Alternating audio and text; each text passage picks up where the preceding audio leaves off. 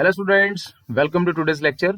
तो स्टूडेंट्स, आज हम डिस्कस करेंगे एक बड़ी ही सिंपल लेकिन बहुत ही इंपॉर्टेंट थ्योरम। इसको कहते हैं इम्पल्स मोमेंटम थ्योरम। आज डिस्कस करेंगे कि कैसे इम्पल्स और मोमेंटम आपस में जुड़े हुए हैं और एक छोटे से कोलिजन से लेके एक स्पेस शटल लॉन्च तक कैसे इम्पल्स मोमेंटम थ्योरम प्रैक्टिकल तौर पे काम करती है। Let's start. तो स्टूडेंट, आप जो यहाँ पे पिक्चर देख रहे हो, इस पिक्चर में एक बैट एक बॉल को हिट कर रहा है। तो जब बॉल आ रही थी तो वो किसी ना किसी मोमेंटम से तो आ रही होगी, क्योंकि बॉल का कोई ना कोई एम है, मास है और वेलोसिटी है। जब ये बैट इस बॉल को हिट करेगा, जिस भी डायरेक्शन में बॉल जाएगी, मान लो वो कोई भी डायरेक्शन है, तो ये बॉल किसी मास एम, मतलब वही मास एम और किसी फाइनल वेलोसिटी से जाएगी। ठीक है, आने वाली वेलोसिटी और जाने वाली वेलोसिटी। तो बॉल आएगी किसी और वेलोसिटी से, जाएगी किसी और वेलोसिटी से। यहां पे क्या होगा, मोमेंटम चेंज हो जाएगा। अब मोमेंटम चेंज इस वजह से हुआ क्योंकि बैट ने बॉल के ऊपर लगाई फोर्स। तो न्यूटन सेकंड लॉ के मुताबिक हम इस सिचुएशन को मैथमेटिकली ऐसे रिप्रेजेंट कर सकते हैं। DP vector is equal to F net into D T, where DP है छोटा मोमेंटम, चेंज इन मोमेंटम, और एफ नेट है बैट के द्वारा बॉल के ऊपर लगाई जा रही फोर्स, और dt है very small amount of time, मतलब छोटे टाइम के लिए एक नेट फोर्स बॉल के ऊपर लग रही है। ठीक है, इतना समझ में आया। अब अगर हम इस इक्वेशन को इंटीग्रेट कर दें तो हमें मिलेगा final momentum minus initial momentum, मतलब P2 minus P1 is equal to integration of from TI to TF, मतलब कोई इनिशियल टाइम से फाइनल टाइम तक ये जो नेट फोर्स है ये किसी न किसी टाइम ड्यूरेशन के लिए लगी है। ये जो नेट फोर्स है ये किसी न किसी टाइम ड्यूरेशन के लिए लगी है। मतलब सपोज करो 2 मिली सेकेंड, 3 मिली सेकेंड के लिए ये फोर्स लगी। फोर्स ये बहुत ज्यादा भी हो सकती है और कम भी हो सकती है, depending upon the change in momentum. अब ये जो क्वांटिटी है हमारे पास TI to TF, F net into dt, physics में इसको बोला गया है इम्पल्स। फिजिक्स में इसको क्या बोला गया है? इम्पल्स। लेकिन ये इम्पल्स होता क्या है? इम्पल्स को अगर सिंपल शब्दों में समझें तो ये एक ऐसी क्वांटिटी है जो ये बताती है कि कोई फोर्स कितने टाइम के लिए किसी बॉडी के ऊपर लगी। Impulse is often stated to be the product of the average net force that acts on an object for a certain duration. कितने टाइम के लिए कोई फोर्स किस ऑब्जेक्ट को लग रही है, इसी क्वांटिटी को बोला जाता है इम्पल्स।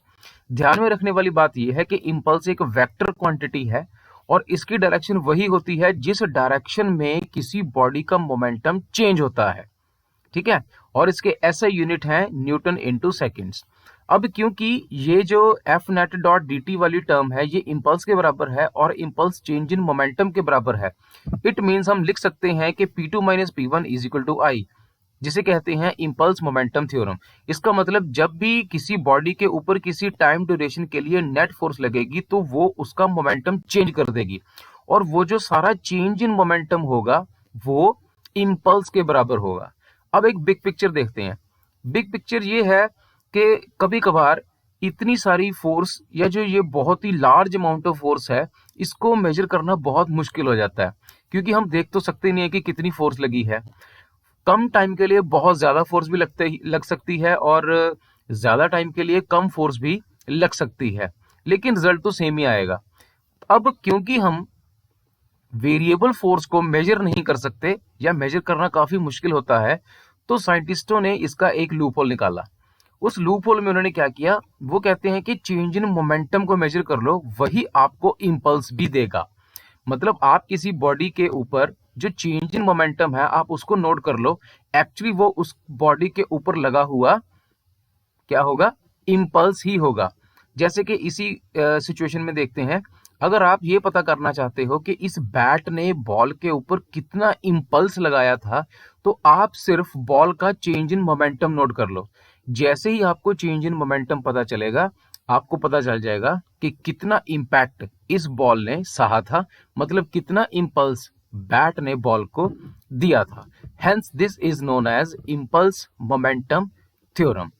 अब इम्पल्स मोमेंटम थ्योरम जो है उसको हम ऐसे स्टेट कर सकते हैं, change in the momentum of a particle is equal to the impulse of the net force acting on the particle। जैसे कि मैंने अभी कहा, मैथमेटिकली इसको कैसे एक्सप्रेस करें, P2 minus P1 is equal to I vector, मतलब change in momentum is equal to impulse.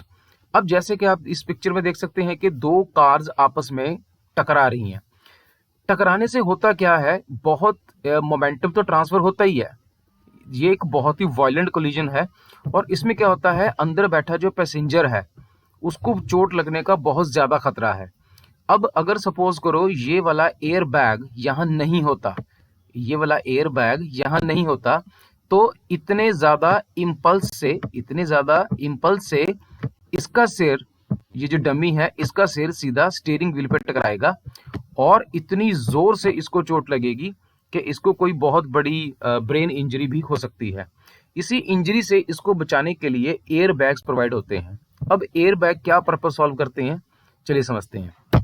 हमें पता है कि dp upon dt is equal to F net होता है, इसका मतलब change in momentum upon time is F net. अब जब दो कार आपस में टकराएंगी तो मोमेंटम ट्रांसफर होने की वजह से जो फोर्स इसकी तरफ पहुंचेगी वो किसी टाइम ड्यूरेशन के लिए स्टीयरिंग व्हील पे लगेगी, मतलब इसका सिर किसी टाइम ड्यूरेशन के लिए स्टीयरिंग व्हील पे टकराएगा। अगर हम उस टाइम को बढ़ा दें, किसी तरीके से उस टाइम को बढ़ा दें, तो फोर्स कम हो जाएगी। अब टाइम बढ़ाने का तो एक ही तरीका है कि इनके बीच कोई ऑब्स्ट्रक्शन ले आए। यही ऑब्स्ट्रक्शन ये वाला जो एयर बैग है वो पर्पस सॉल्व करता है। ये एयर बैग मतलब देखो अभी टकराएगा तो सही, ऐसा नहीं है कि डमी का सिर टकराएगा नहीं, लेकिन अब डमी का जो सिर है वो इस एयर बैग से टकराएगा। जैसे ही डमी का सिर इस एयर बैग पे टकराएगा, जो कोलिजन का टाइम है वो बढ़ जाएगा और टाइम के बढ़ने से फोर्स कम लगेगी। फोर्स कम लगने से क्या होगा, जो डमी का सिर है वो बच जाएगा। ऐसे ही लाखों जानें बचाई जा सकती हैं फिजिक्स के एक सिंपल से प्रिंसिपल से, जो कि है इम्पल्स मोमेंटम थ्योरम। तो एयर बैग्स एक्चुअली बहुत सारी जानें हर साल बचाते हैं। दूसरी बात यह है कि अगर हम इसकी एग्जांपल देखें इम्पल्स मोमेंटम थ्योरम की, तो जब स्पेस शटल लॉन्च होने लगती है तो ये जो नीचे गैसेस हैं ये इसी रॉकेट को इतना जबरदस्त इम्पल्स देती हैं कि रॉकेट अपने आप ऊपर की तरफ जाने लगता है। रॉकेट साइंस में इसको बोलते हैं स्पेसिफिक इंपल्स।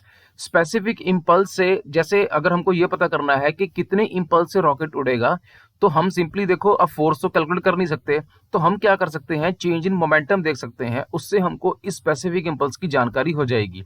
और उसी स्पेसिफिक इंपल्स से हम ये देख सकते हैं कि गैसेस ने कितना इंपल्स लगाया था इस रॉकेट को ऊपर पहुंचाने के लिए या धक्का मारने के लिए।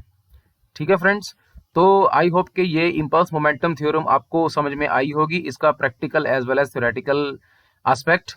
नेक्स्ट लेक्चर में एक और सिंपल सी थ्योरम या कोई और कॉन्सेप्ट लेके आऊंगा।